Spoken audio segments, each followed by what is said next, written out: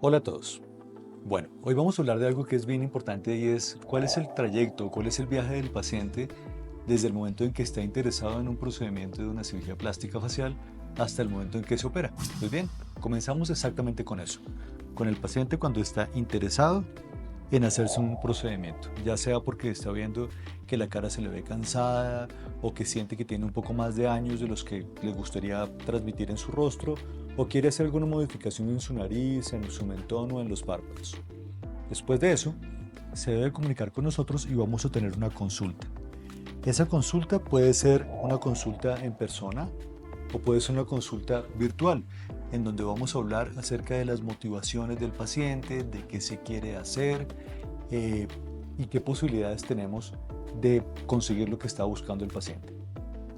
Cuando se hace una consulta virtual, de todas maneras, todo lo que hablamos tiene que volverse a hacer cuando el paciente venga en persona, porque no es lo mismo cuando uno ve a un paciente por una cámara a cuando realmente viene, lo examina, le toma uno medidas y siente exactamente qué puede manejar y qué puede controlar y qué puede cambiar. Durante la consulta, entonces vamos a preguntarle al paciente cuáles son sus antecedentes médicos. Quiere decir, le vamos a preguntar qué enfermedades tiene, qué cirugías ha tenido antes, qué medicamentos toma, qué situaciones médicas tiene que pueden alterar o cambiar la forma como se desarrolla la cirugía. Después de eso, hacemos un examen físico muy cuidadoso.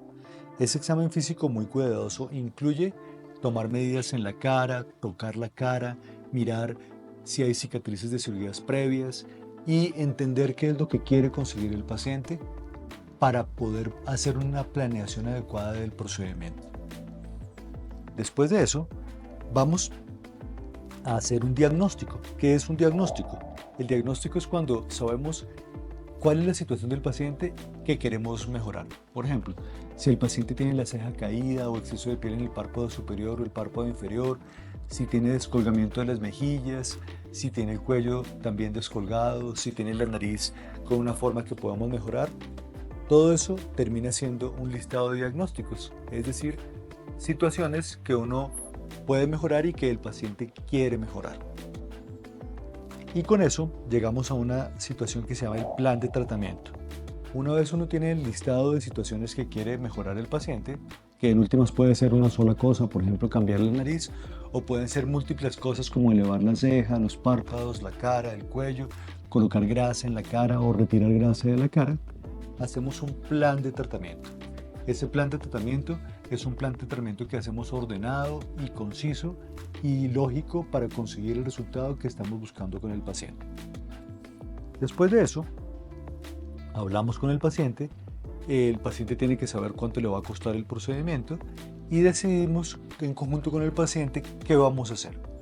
Una vez el médico, o sea yo y el paciente estamos de acuerdo en cuál es el plan de tratamiento, aprobamos el tratamiento y firmamos todos los documentos que hay que firmar alrededor del asunto, que incluyen entender cuáles son los procedimientos, cuáles son los riesgos y posibles complicaciones, firmar un documento que se llama un consentimiento informado y hacer todo el estudio que nos va a ayudar a cuidar la seguridad del paciente durante la cirugía.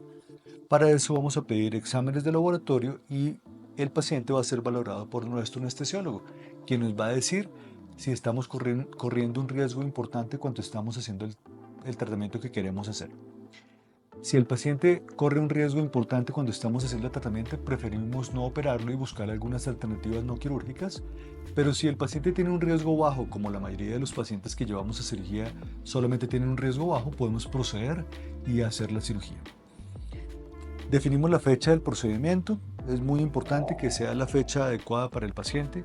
Como esta es una cirugía que se llama electiva, quiere decir que uno puede decidir cuándo hacer la cirugía teniendo en cuenta todos los aspectos de seguridad, de acompañamiento del paciente, la parte financiera y también definir la fecha que sea conveniente para el paciente y también que sea conveniente para el médico, que yo esté disponible para hacer el procedimiento y cuidar al paciente después de la cirugía. Una vez obtenemos la fecha, el paciente hace todo este proceso y llegamos a la cirugía. Ese día el paciente llega a la sala de cirugía, lo reciben nuestras enfermeras, le vamos a colocar un suero con la canalización de una vena, le vamos a administrar algunos medicamentos y vamos a entrar en el quirófano. Y ahí es donde hacemos todo lo que hemos planeado con anterioridad. Si tiene alguna pregunta sobre esto, es importante que tengamos una consulta y en esa consulta vamos a hablar en profundidad de cada uno de estos temas. A mí me gusta que los pacientes que llegan a consulta, ya sea en persona o en una entrevista virtual, tengan anotados todas las preguntas que tengan para poder ir una por una resolviéndolas y que el paciente llegue con la mayor claridad posible al procedimiento. ¡Feliz día!